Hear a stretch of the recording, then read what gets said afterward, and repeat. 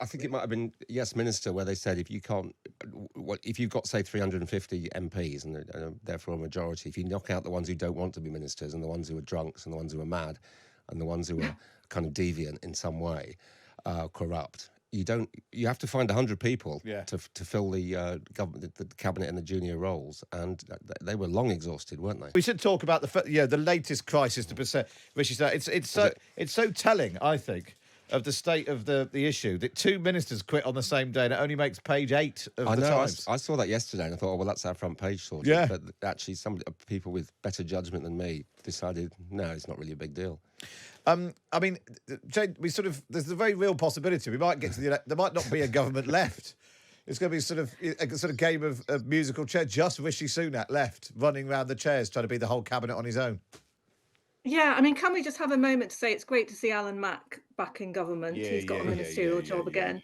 But I think it's interesting because it is obviously, I mean, it's not quite Boris Johnson summer resignation level, just putting it in any old backbencher to fill a government. But it is slightly reminiscent of that, and it does feel a bit like a government in decay. I mean, the thing about Robert Halfon and James Heappey is that they were really good ministers. They really knew their subjects.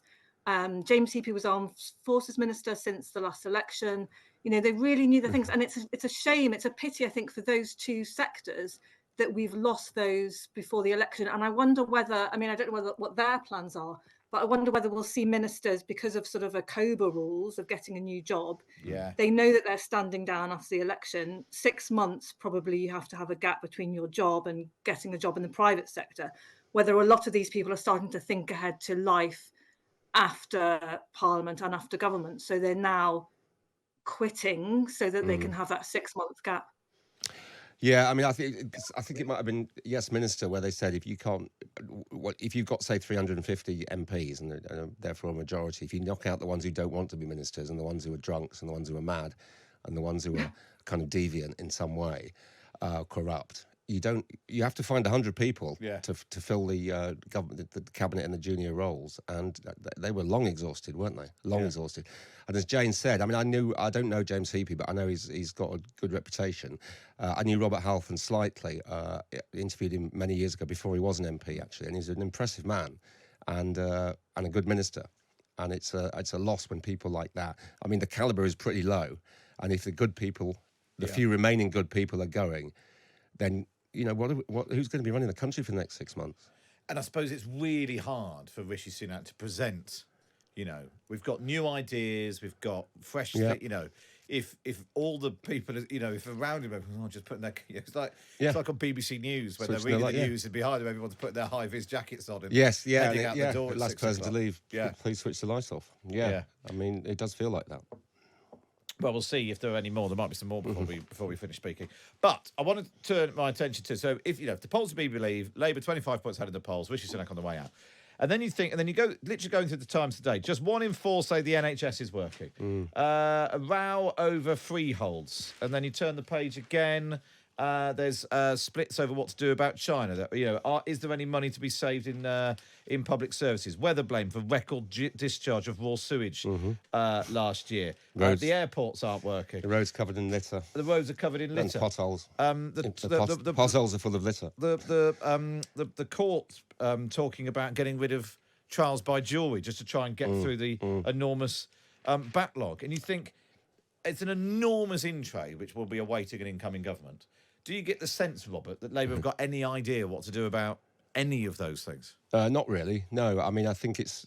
Obviously, their tactic is, to quote the famous Roy Jenkins phrase about Blair carrying the Ming vase across the polished floor, running the run-up to 97. They're doing a similar version of that. The problem with that is that if you get in and you haven't told the people what they're voting for, you haven't really got a mandate. And when you hit trouble, as they will instantly, things become difficult, especially if you haven't got a sort of a kind of abiding set of core principles. You've got the energy, I guess, compared to this current lot, which is good, and you've got some idealism, but you haven't got any experience. I haven't been in government.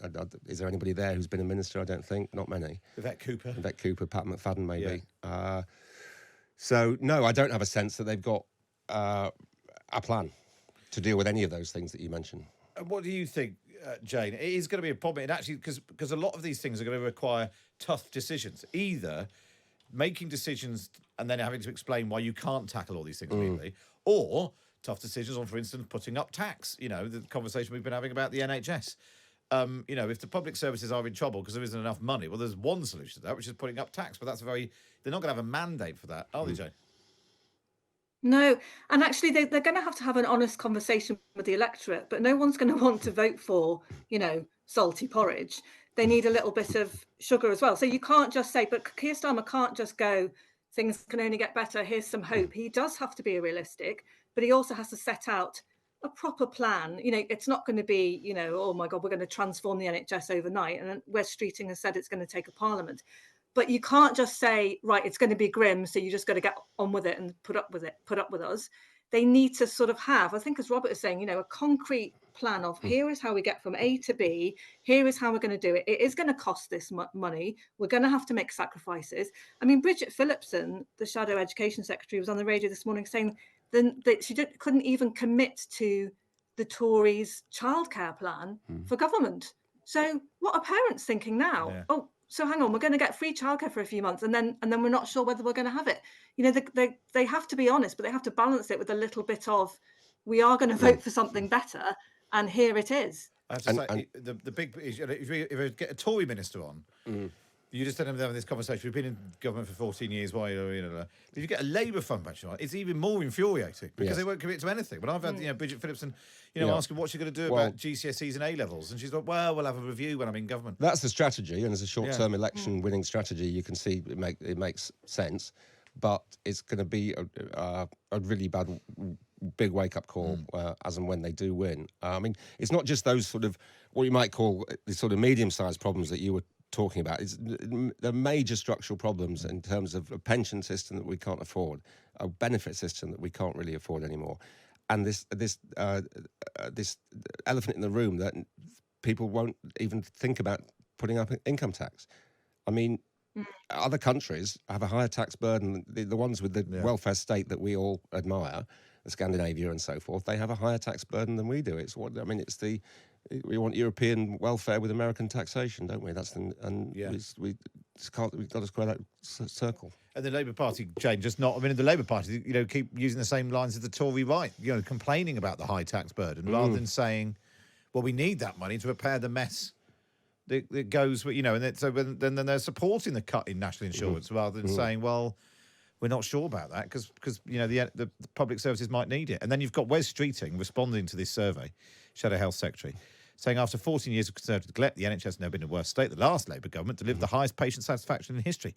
We did it before and we'll do it again. It's not clear how. And the big difference, Jane, was in 1997 they had this golden inheritance. The economy was booming. Yeah. Yeah, they can't just live off the kind of the nostalgia of the 97 to 2010 period. I mean, I say nostalgia, obviously the end of it wasn't very prosperous. They have to give something more than that. And I think voters probably, we shouldn't patronise voters. They would appreciate a bit of honesty and straight talking. And it just feels inauthentic at the moment that Labour can't quite tell us what their plans are because they're so scared of, you know, losing the election. They're so scared. They're fighting shy of everything. They're fighting shy of the left. They're fighting shy of the Tories. Just be more authentic and be more honest. And they'll probably win the election anyway. But we know what we're getting into. It's interesting. Mike's just been in touch saying, I'm not a Labour insider. Okay. But any bright new ideas now will just get pinched by the government, see non-doms. And I suppose, though, it is good point. That is a problem. Yeah. Actually, Labour are now having to scale back or at least rethink their original plans because...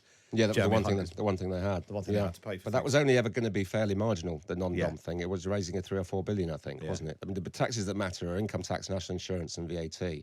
They're the ones, they're the big hitters. And everything else is slightly rounding errors. Yeah. Yeah. And actually, but, I mean, it would be extraordinary if you saw a Labour... or anybody going into a general election talking about putting up income tax. I suppose the Lib Dems did, didn't they, in 97? Yeah, but also, I mean, Theresa May's 2017 proposal to social care. Yeah, which is popularly credited with losing a majority. So you can see why they're fighting China. Yeah.